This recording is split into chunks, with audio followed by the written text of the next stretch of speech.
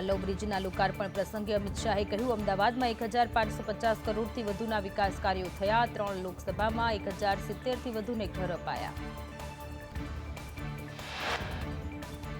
Operation સિંદૂર વિશે અમિત શાહે કહ્યું, ભારતીય સેનાએ મોટું પરાક્રમ કર્યું, પાકિસ્તાનના 9 આતંકી અડ્ડાઓને ધ્વસ્ત કર્યા। ઓપરેશન સિંદૂરથી આતંકીઓને જવાબ આપ્યો। અમિત શાહે કહ્યું, પાકિસ્તાનમાં 100 કિલોમીટર ઘૂસીને જવાબ આપ્યો, પાકિસ્તાનના એરબેઝ ધ્વસ્ત કર્યા। વેપાર અને આતંક એક સાથે ન ચાલી શકે, પાકિસ્તાન સાથે આતંકવાદ પીઓકે મુદ્દે જ વાત થશે। અમદાવાદના સાણંદમાં તિરંગા યાત્રાનું આયોજન, ગૃહમંત્રી અમિત શાહ તિરંગા યાત્રામાં જોડાયા। નળ સરોવર 4 રસ્તાથી મહારાણા પ્રતાપની પ્રતિમા સુધી તિરંગા યાત્રાનું આયોજન।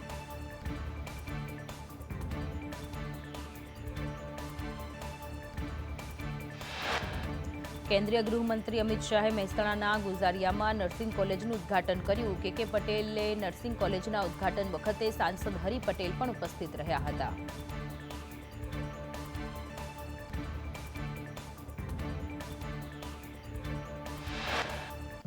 કેન્દ્રીય ગૃહમંત્રી અમિત શાહની અધ્યક્ષતામાં અમદાવાદના સાયન્સ સિટી ખાતે આંતરરાષ્ટ્રીય સહકારિતા વર્ષની ઉજવણી। શાહે કહ્યું, પીએમ મોદીએ સહકારિતા આંદોલનને પુનઃજીવિત કર્યું।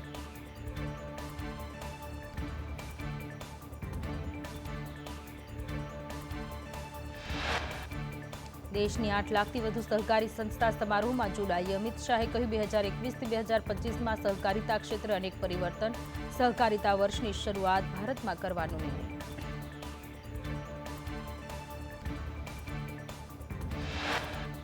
અમિત શાહે કહ્યું, સહકારિતામાં સમગ્ર દેશમાં 30 કરોડથી વધુ સભાસદો, ગુજરાતની 89,000થી વધુ સહકારી સંસ્થાઓનો પણ સમાવેશ। એકલા ગુજરાતમાં 1 કરોડ 70 લાખ જેટલા સભાસદો।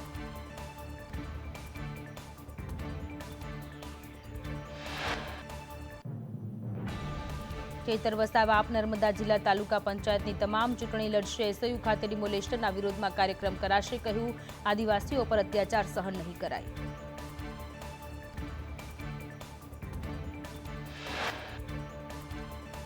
સુરત જિલ્લામાં પાવર ગ્રીડ વીજલાઇનનો મુદ્દો ગરમાયો। વીજલાઇનને લઈ ખેડૂતોની મહત્વની બેઠક યોજાઈ। ઓલપાડ, માંગરોળ, કામરેજ, બારડોલીમાં ખેડૂતોની બેઠક।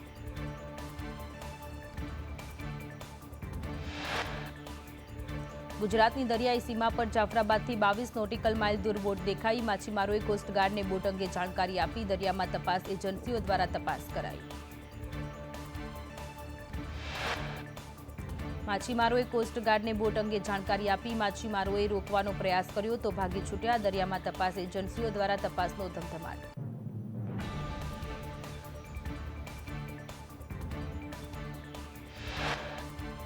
પંચાયત મંત્રી બચુ ખાબડના પુત્ર બળવંતની શ્રી રાજ કન્સ્ટ્રક્શન એજન્સીને સરકારે 5.28 કરોડ ચૂકવ્યા। દાહોદના સીમામોઈ ગામમાં મનરેગા હેઠળના 38 જેટલા કામોમાં ચૂકવણું કર્યું। ખૂબ મોટા ભ્રષ્ટાચારનો પર્દાફાશ।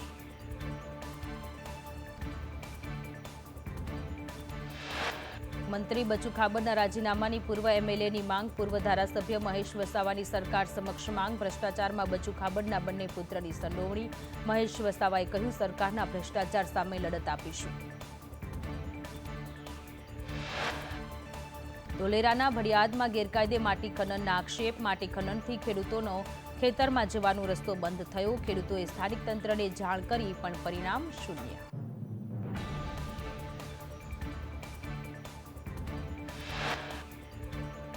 વડોદરાના કારેલીબાગ સર્કલ નજીક ભૂવો પડ્યો। 3 ફૂટ ઊંડો અને 10 ફૂટ પહોળો ભૂવો પડ્યો। વગર વરસાદે ભૂવો પડતા તંત્રની કામગીરી સામે સવાલ।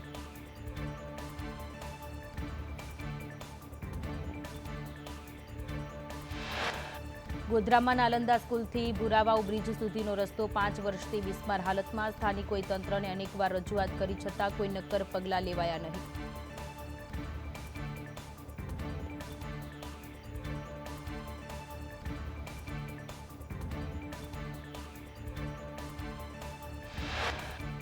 જામનગરના ધ્રોલમાં રોડ ખખડધજ હાલતમાં જોવા મળ્યા। 4 ગામોને જોડતો રસ્તો બિસ્માર હાલતમાં। નાના વાગુદળથી સગડિયા સુધીનો રોડ ખરાબ।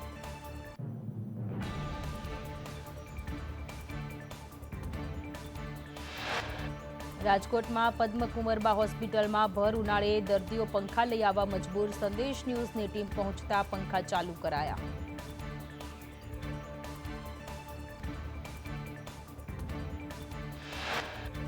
પદ્મકુમારબા હોસ્પિટલમાં 12 બેડ સામે માત્ર 2 પંખા. હોસ્પિટલમાં દર્દીઓ સંબંધીઓ હેરાન પરેશાન. વિવાદ સામે આવતા દર્દીઓને શિફ્ટ કરી દેવાયા.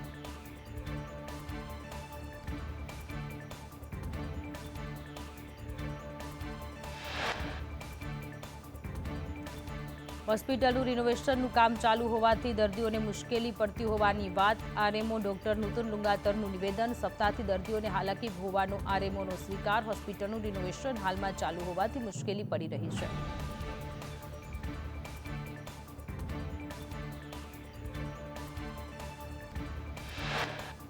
ડાંગ જિલ્લામાં અંબિકા નદીની પૂજા. ઉનાળામાં નદીમાં નીર આવતા પૂજા કરાઈ. ડાંગના લોકો માટે કમોસમી વરસાદ વરદાન સમાન. લોકોએ અંબિકા નદીને સાડી અર્પણ કરી.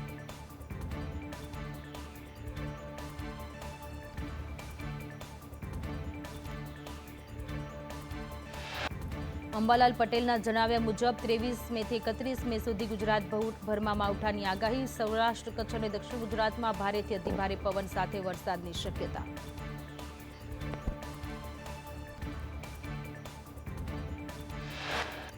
વાવાઝોડા વખતે દક્ષિણ ગુજરાતમાં ભારેથી અતિભારે વરસાદની આગાહી. સુરત, નવસારી, વલસાડ, નર્મદા, ભરૂચ, ડાંગ, તાપી અને દાદરાનગર હવેલીમાં ભારે પવન સાથે વરસાદની આગાહી.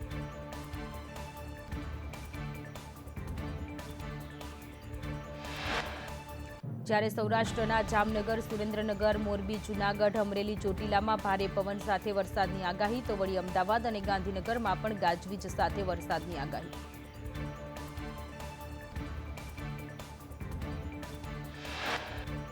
જ્યારે મધ્ય ગુજરાતના વડોદરા, આણંદ, નડિયાદ, પંચમહાલ, છોટાઉદેપુરમાં ગાજવીજ સાથે વરસાદની આગાહી. તો વળી ઉત્તર ગુજરાતના બનાસકાંઠા, સાબરકાંઠા, અરવલ્લી, મહેસાણા અને પાટણમાં વરસાદની આગાહી.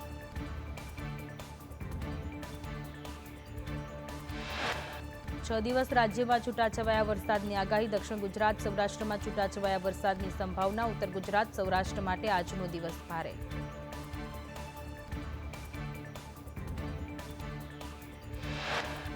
આજે 18 જિલ્લામાં છૂટાછવાયા વરસાદની આગાહી. કેટલાક વિસ્તારમાં ગાજવીજ સાથે વરસાદની શક્યતા.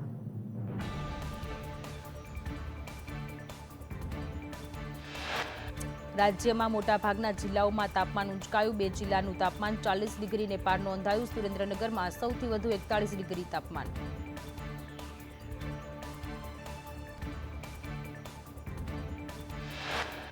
અમદાવાદમાં 38.3 ડિગ્રી, ગાંધીનગરમાં 38.6 ડિગ્રી, ડીસામાં 39.2 ડિગ્રી અને વડોદરામાં 37.4 ડિગ્રી તાપમાન.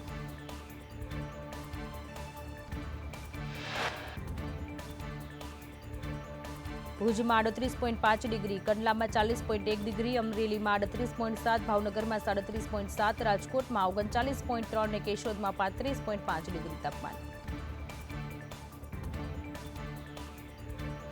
વડોદરાના શિનોરમાં ખાણ ખનિજ વિભાગની રેડ. મોલેથામાં ગેરકાયદે રેતી ખનન પર તંત્રએ દરોડા પાડ્યા. રંગસેતુ બ્રિજ નીચે નર્મદા નદીના પટમાં રેડ કરી. તંત્રની રેડથી ખનિજ માફિયાઓ ફરાર.